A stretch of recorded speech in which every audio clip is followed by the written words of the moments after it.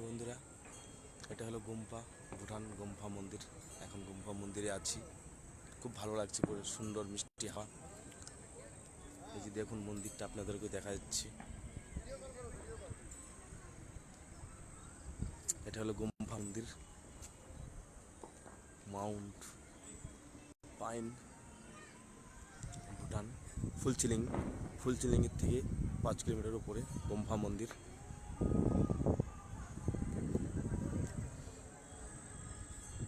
এটা হলো জায়গা, মানে আমাদের ইন্ডিয়া শহরটা।